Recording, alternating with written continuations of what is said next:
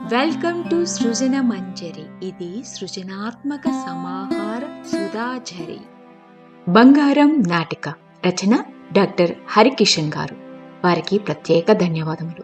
Doctor Harikishan గారి అనుమతితో కథను పంపిన బాలకృష్ణ గారికి ప్రత్యేక ధన్యవాదములు. Script writing and skit editing చేసిన వారు శ్రీమతి లక్ష్మి అంటే నేను. ఇందులో పాత్రలకు గాత్రాన్నిచ్చిన ఆత్మీయులు జ్యోతిగా శాన్ ఆంటోనియో టెక్సాస్లో నివసిస్తున్న చిన్నారి శ్రీ తన్వి కోట, మల్లిగా వర్జీనియాలో నివసిస్తున్న చిన్నారి నేహ, మాస్టర్గా కటార్లో నివసిస్తున్న శ్రీ శంకర్ గారు, జ్యోతి తండ్రిగా శాన్ ఆంటోనియో టెక్సాస్లో నివసిస్తున్న శ్రీ వేణుకోట గారు, జ్యోతి పెదనాన్నగారిగా ఇండియాలో నివసిస్తున్న త్యాగరాజ్ గారు, జ్యోతి అన్న రాముగా కాలిఫోర్నియాలో నివసిస్తున్న మాస్టర్ ఆశిష్ భరద్వాజ్, అలానే మాస్టర్ ఫ్రెండ్గా ఆఫీసర్గా గాత్రాన్నిచ్చిన ఆత్మీయులకు మరియు వీరందరికీ ప్రత్యేక ధన్యవాదములు.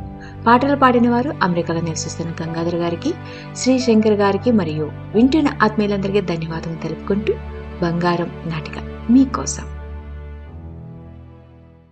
నా మనసంతా జ్యోతి చుట్టే తిరుగుతా ఉంది. ఇప్పటికి 4 సంవత్సరాలైంది జ్యోతిని చూసి. నిన్న రాత్రి ఫోన్ చేసి, రేపే నా ప్రసవం, ఆదుంది గోసాస్పత్రికి వెళ్తున్నా, నువ్వు తప్పకుండా రావాలా. నిన్ను చూడక ఎన్ని రోజులైందో తెలుసా. నా బిడ్డని చూడ్డానికి వచ్చినట్టుగా వచ్చి నన్ను కూడా చూసిపో. మర్చిపో, మాకు ఎదురు చూస్తుంటా. రాలేదనుకో మళ్ళీ సచ్చినా మాట్లాడను. ఎప్పటికీ నీ మీదొట్టు. దాంతో పొద్దున్నే బడికి 1 గంట ఆలస్యంగా వస్తానని చెప్పి ఆస్పత్రికి బయలుదేరా. జ్యోతి ఒట్టి మాటల పుట్ట. నోరు తెరిస్తే చాలు తుంగభద్ర ప్రవాహంలా పదాలు పరవళ్ళు తొక్కుతాయి. ఒకటే సందడి, జాతరలా ఉంటాది. నల్లగా ఉన్న చూడ ముచ్చటైన రూపం. నేను కనబడితే చాలు దాని చక్రాల్లాంటి కళ్ళలో ఇంద్రధనుసులు ప్రత్యక్షమవుతాయి. మొగమంతా అప్పుడే విచ్చిన ముద్దబంతిలా వెలిగిపోతాది. చెంగు చెంగున ఉడత పిల్లల గంతులేస్తూ ఉరుక్కుంటూ వచ్చి, శుభోదయం సారు అంటాది. ఆ మాట వినబడిన రోజు నా కళ్ళు బడంతా జల్లెడ పట్టేస్తాయి. ఏదో దిగులు, ఏమైందో దానికని. ఏ పిల్లనైనా అడుగుదామంటే, ఎప్పుడు ఎందుకు దాని గురించే అడుగుతారు, మేం కవనపరమా అంటుంది మళ్ళీ మూతి 3 వంకర్లు తిప్పుతా.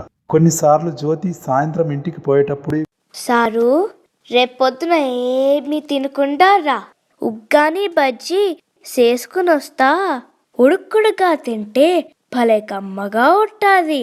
పొరపాటున ఏదో ఆలోచనలో మర్చిపోయి తినేసొస్తే మొగమంతా గంటు పెట్టుకొని గులాబీ మొగ్గల పెదాలు ముడిచి, ఏం చేయాలో దీన్ని తీసుకుపోయి దెబ్బలో పడేసాలే అంటూ చెమ్మగిల్లిన కళ్ళతో కోపంగా విసవిసపోతాది. 2 రోజుల దాకా నవ్వినా నవ్వదు, పలకరించినా పలకదు. కొరకొర చూస్తుంటాది. అందుకే తిన్నా తినలేదని అబద్ధం చెప్పేస్తా. అదిచ్చిన క్యారియర్ను తీసుకుని తిని బయటకు రాగానే ఉరుక్కుంటూ వచ్చి, ఎలా ఉంది సారు, నచ్చిందా అంటుంది ఆతృతగా కళ్ళెగరేస్తా. నీ చేత్తో ఏం చేసినా అమృతమే. నిన్ను కట్టుకోటోడు గొప్ప అదృష్టవంతుడులే ఓ సారు నువ్వు అంటూ సిగ్గుపడుతూ తుర్రున మాయమవుతుంది. చాలాసార్లు ఆలోచిస్తాను, ఎట్లా ఏర్పడింది ఈ పాపతో నాకింత అనుబంధం అని. 5వ తరగతి ముగించుకొని 6వ తరగతి హైస్కూల్లో చేరే పిల్లలు మొదట్లో తొమ్మిదల్లా స్వేచ్ఛగా మహానంది కోనేట్లా స్వచ్ఛంగా ఉంటారు. ఉపాధ్యాయుల చుట్టూ పిల్లి పిల్లల్లా రాసుకొని పూసుకొని తిరుగుతూ ఉంటారు. ఒకసారి పిల్లలందరినీ తీసుకొని కౌతాలం కాదరలింగేశ్వర స్వామి దర్గాకి, అట్లే దగ్గరలోనే ఉన్న ఊరి కింద ఈరన్న స్వామి గుడికి పోయిన. మధ్యాహ్నం దాకా తిరిగి అలసిపోయి ఓ చెట్టు కిందికి చేరుకున్నాం. తెచ్చుకున్నవి ఇప్పుకొని తిన్నాక, సార్ ఏదైనా ఒక మంచి కథ చెప్పు సారు అంటూ వెంటబడ్డారు పిల్లలు. సరే అని కిర్రు లొడ్డప్ప అనే జానపద కథ చెప్పి, మీకెవరికైనా వస్తాయా ఇట్లాంటి కథలు అని అడిగా. అందరూ బెల్లం కొట్టిన రాళ్ల లెక్క గమ్మునుండిపోయారు. అప్పుడు వెనుక నుంచి ఒక పిల్ల, సారు నాకు కూడా కథొచ్చు సారు, శబ్దునా అంది సిగ్గుగా లేచి నిలబడి. అదే ఆ పిల్లని మొదటిసారి సూటిగా పరిశీలనగా చూడ్డం. 6వ తరగతిలో కొత్తగా చేరింది. చెప్పు అన్నా. అప్పుడు చెప్పింది బుడంకాయంత బుడ్డోని కథ. ముద్దు ముద్దుగా ముత్యాలు రాలినట్టుగా విన్నంతసేపు నేను పిల్లలు ఒకటే నవ్వు. అంతా అయిపోయాక జ్యోతి చేయి పట్టుకొని దగ్గరకు తీసుకొని, భలేగుంది కథ, ఇంకా ఇట్లాంటివి ఏమన్నా వస్తాయా అని అడిగా. అప్పుడు ఆ పిల్ల, మా జేజీకి దాన్న కథలు వస్తాయి సారు. వినేటోళ్ళు కరువైపోయారు గాని కూసుంటే గంటల గంటలు చెప్తాది, ముత్యాల్లాంటివి. నేను ఎదురు చూసేది కూడా అట్లాంటి పచ్చని కథల చెట్టు కోసమే కదా. అయితే ఆ ముత్యాలన్నీ ఏరుకొచ్చి నా దోసిట్లో పోస్తావా అన్న ఆశగా. నిజంగా? అంది కళ్ళు టపటపమని ఆర్పుతూ. నిజంగా. నువ్వు కథ చెబుతా ఉంటే ఎంత కమ్మగా ఉందో తెలుసా, వేడి వేడి రొట్టె మీద వెన్నపూస గోంగూర పప్పు రాసుకొని తిన్నట్లు అన్న.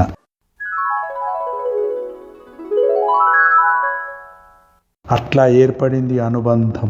వారానికో 10 రోజులకో ఏదో ఒక కథ పట్టుకొచ్చేది. కొన్నిసార్లు నాకు తెలిసినవే అయినా అదంతా కష్టపడి సంపాదించుకొచ్చింది గదా అని వింటూ ఉంటారు. అట్లా ఆ పాప చాలా దగ్గరైపోయింది. ఎంత దగ్గరంటే దాన్ని చూడకుండా ఉండలేనంత. ఇట్లాంటి కూతురుంటే ఎంత బాగుండేది గదా అనుకునేంత. దాన్ని ఎప్పుడు బంగారు అని ముద్దుగా పిలుచుకునేవాణ్ణి. తరగతి గదిలో పిల్లలు కూడా, మీకు అందరికన్నా మీ బంగారమే ఎక్కువ అయింది, ఇంకా మాతో ఎందుకు మాట్లాడటం? ఆ పిల్ల నొక్కడానే కూసోబెట్టుకొని పాఠాలు చెప్పుకో, మేం బయటికి పోతాం అంటుంది మళ్ళీ అల్లరిగా దాన్ని ఉడికిస్తూ. దానికి జ్యోతి వాళ్ళని చూపులతోనే కాల్ చేస్తూ, మళ్ళీకి కుళ్ళులే సారు, ఊకే ఏదొకటి వాగుతుంటాది, ఉత్త డబ్బా లెక్క, పట్టించుకోబాకు అంటూ వాళ్ళకెళ్ళి తిరిగి, పోతే పోండే నా సారు, నా ఇష్టం అనేది చేతిని లతలా గట్టిగా అల్లుకుపోయి. అచ్చం మా పాపలా, మా నాన్న అన్నట్లుగా. అట్లా ఒక్కొక్క సంవత్సరమే గడుస్తా 9వ తరగతిలోకి అడుగుపెట్టింది. అప్పుడప్పుడే వసంతం ఆ పిల్లని ఆవహించడంతో జ్యోతి శరీరమంతా ఆ చిరు వెలుగులు మిరుమిట్లు గొలుపుతూ ఉండేవి.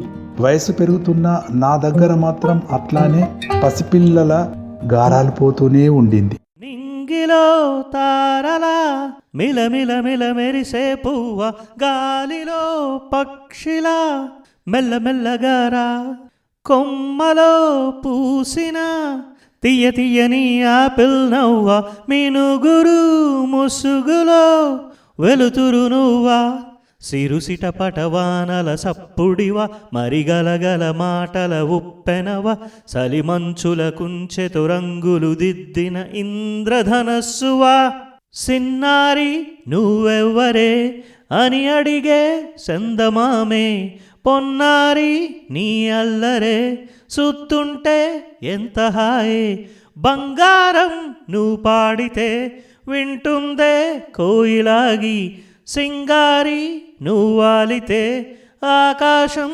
జోలపాడే. ఒకసారి జ్యోతి వరుసగా 2 వారాలు బడికి రాలేదు. ఎదురుచూసి ఉండబట్టలేక దాని స్నేహితురాలు మల్లిని పిలిచి, ఎందుకురా జ్యోతి రావడం లేదు అని ఆరా తీశా. ఆరోగ్యమేమన్నా బాగాలేదేమోనని. మళ్ళీ రహస్యం చెబుతున్నట్లుగా దగ్గరకు వచ్చి, నీకు తెలీదా సారు, జ్యోతి వాళ్ళ అక్క లేచిపోయింది. ఎప్పుడు అన్న కుతూహలాన్ని ఆపుకోలేక. 15 రోజులైంది సారు. ఎవరితో అన్న వివరాల కోసం. ఆదోని పిల్లోడంట.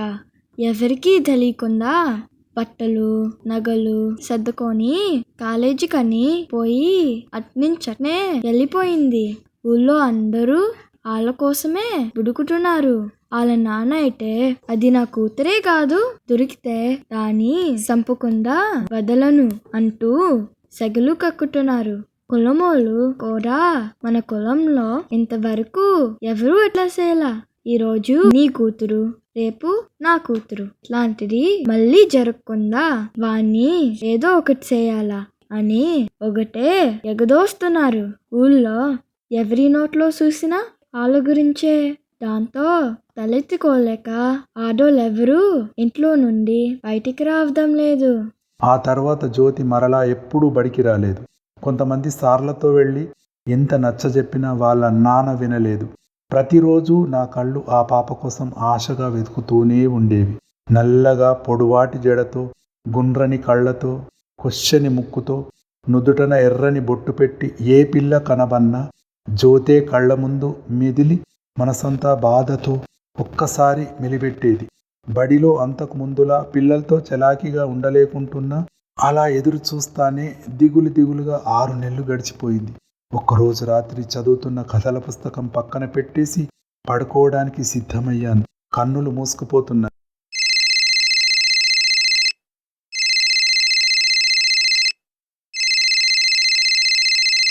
ఇంత రాత్రప్పుడు ఎవరబ్బా అని విసుగ్గా అందుకున్నాను. అవతల నుంచి కాసేపు నిశ్శబ్దం. ఎవరో అన్న చిరాగ్గా, మాటలేవి లేవు. అంతలో ఫోన్ మూగబోయింది. బంగారం లాంటి నిద్ర చెడగొట్టినందుకు పీకల దాకా కోపం వచ్చింది. పడుకోబోయాను.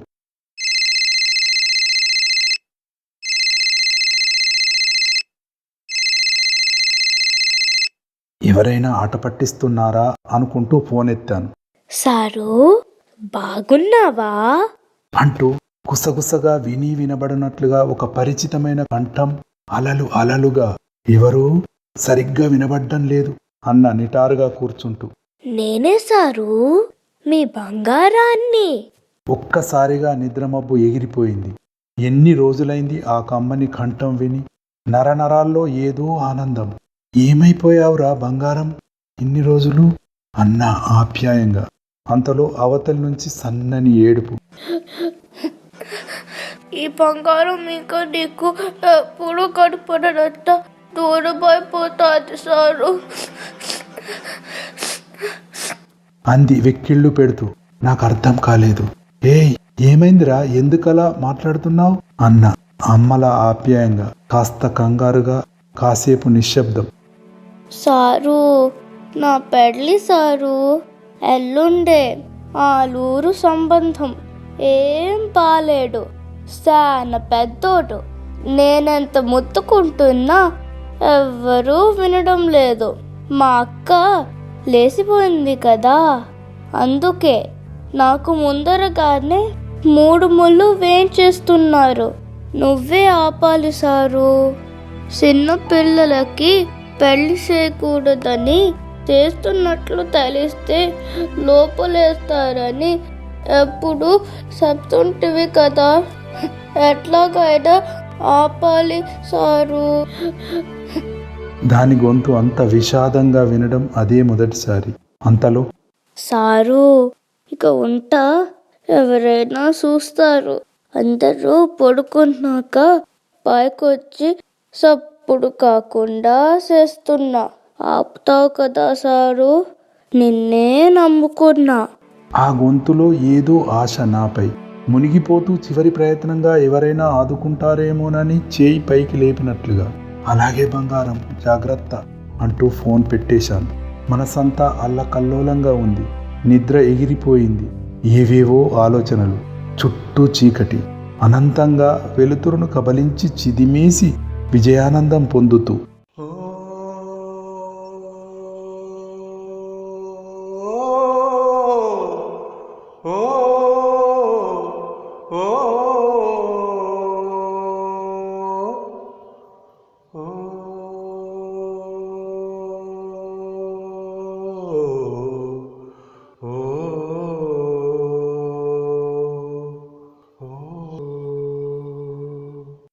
ఈడనో దూరాన కూర్చున్నావు, ఈడన మాటల రాతలు రాస్తున్నావు, చిత్రమైన గారడీ చేస్తున్నావు, తమాష చూస్తున్నావు. స్వామి, ఈడనో దూరాన కూర్చున్నావు.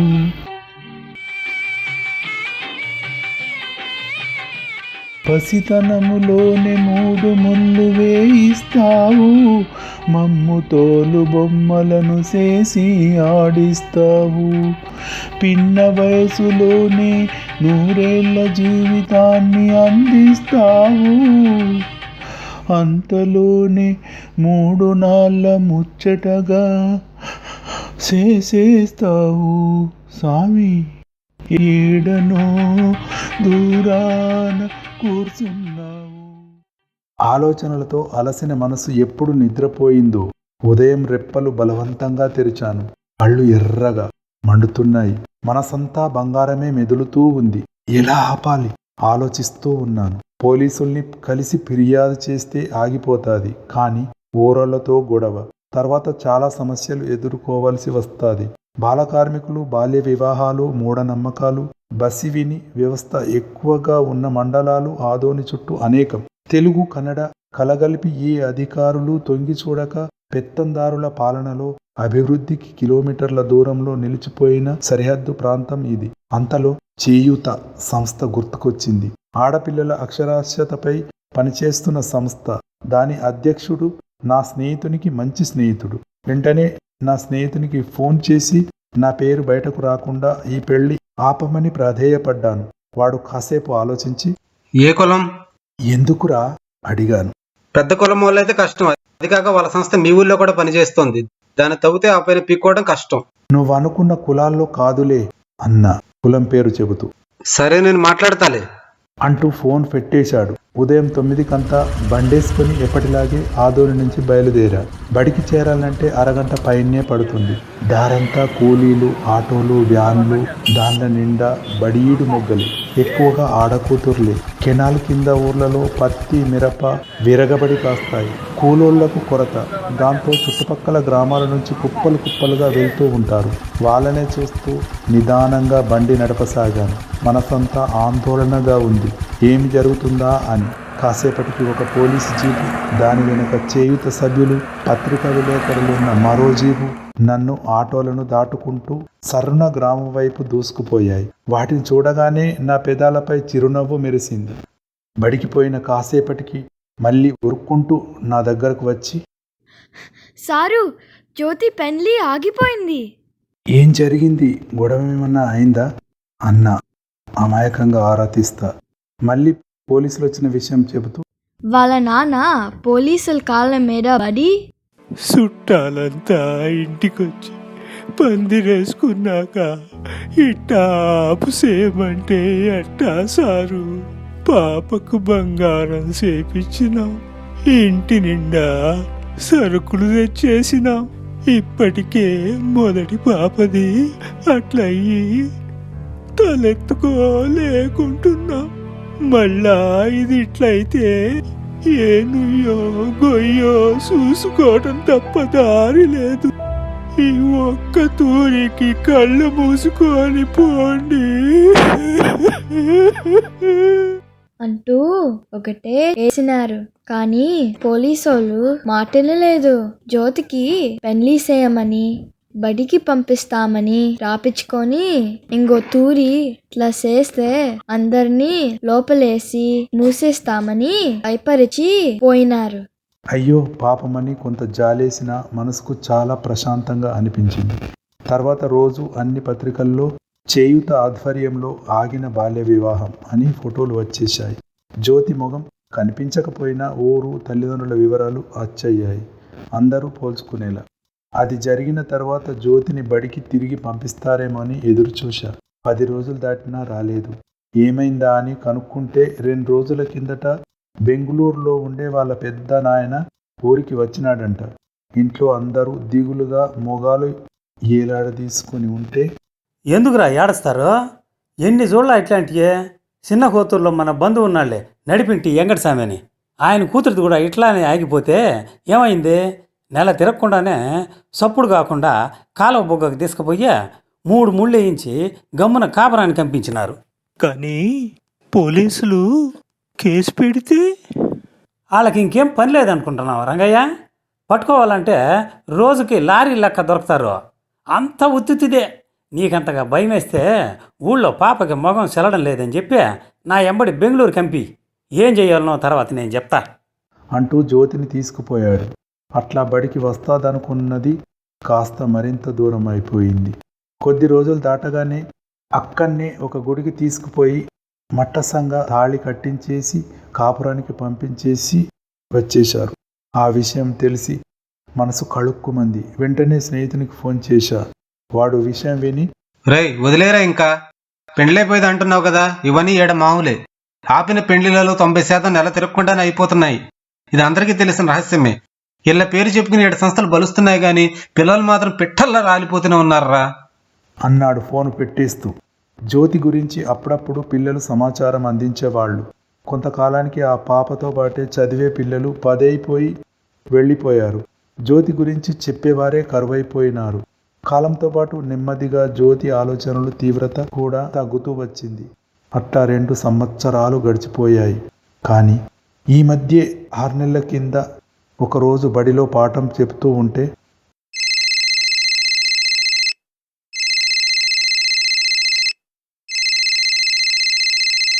సారు బాగున్నావా? నువ్వు అన్న ఆ గొంతును నా దగ్గర చదువుకున్న అనేక మంది అమ్మాయిల గొంతుల్లో జల్లెడ పడుతూ, కనుక్కో.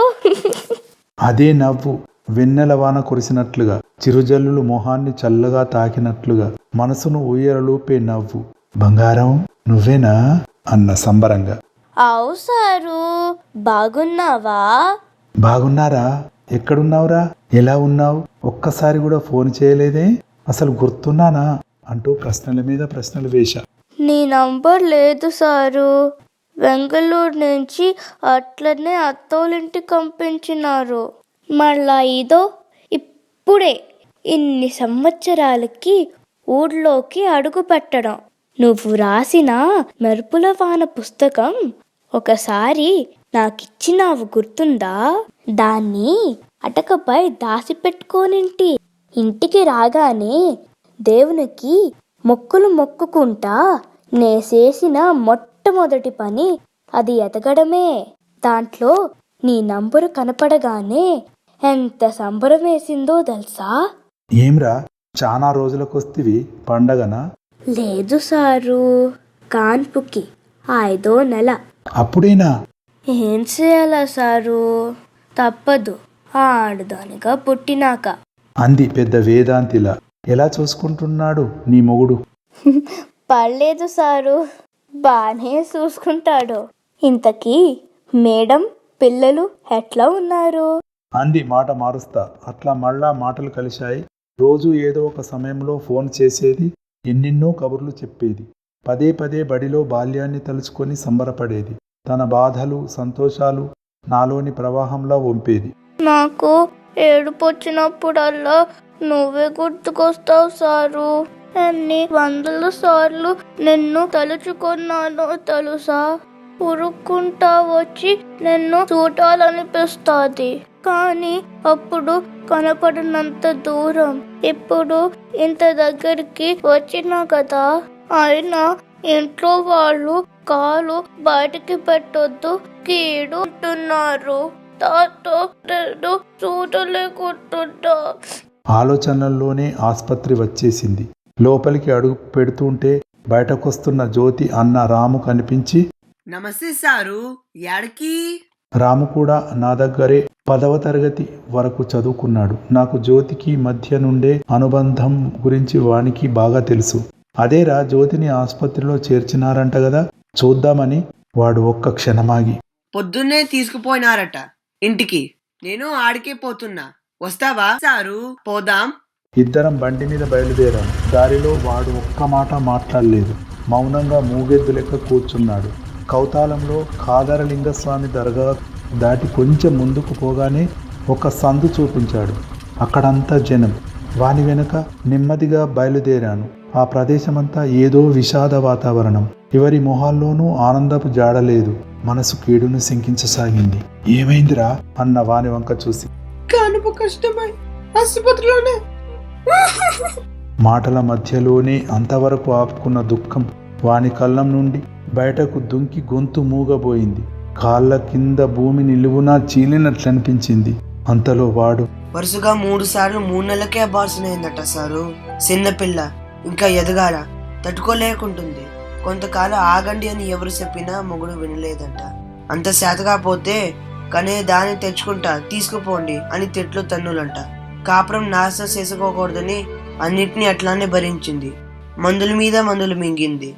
ఆఖరికి 4వసారి నిలబడిందంట. అమ్మయ్య అని అందరూ సంబరపడి సీమంతో చేసి పువ్వులో చూసుకున్నా రక్తం తక్కువైపోయిందంట. దాంతో బిడ్డ బతికింది. కానీ పాపం అన్నాడు ఏడుపును ఆపుకుంటూ. జ్యోతిని ఇంటి ముందు పడుకోబెట్టి తెల్లని బట్ట కప్పారు. ఒక్కొక్కరే పోయి చూసి వస్తున్నారు.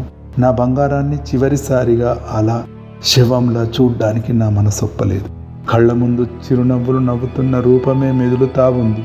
బంగారాన్ని నా గుండెల్లో అట్లాగే పొదుగుకుంటూ మౌనంగా వెనక్కు తిరిగా. అంతలో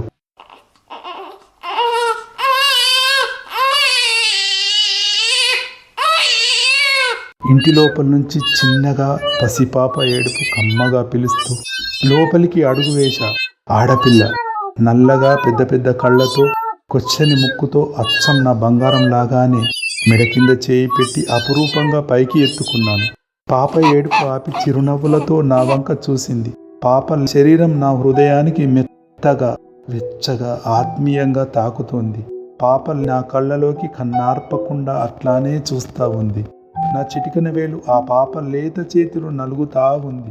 అందాల పరంజి బొమ్మ, అమ్మ లేదంటూ బెంగ పడకమ్మా, కడుపార నిన్ను కన్నామ్మ, చూడలేదమ్మ నీ కంట సెమ్మ, ఆకలందంటే ఆ సిన్ని బొజ్జ, అడగకుండా నీ తెలుసుకోమంది, తానే లోకాననున్నా నిన్ను చూస్తూ ఉంటానంది, తాతయ్యనంటూ నిన్ను సేరమంది, ఒడిలోన చేర్చి ఓదార్చమంది, జోజో పాప అంటూ తాను రోజు పాడేలాలి, ఇట్టా పాడాలంటూ నాకు తానే నేర్పింది తల్లి, అందాల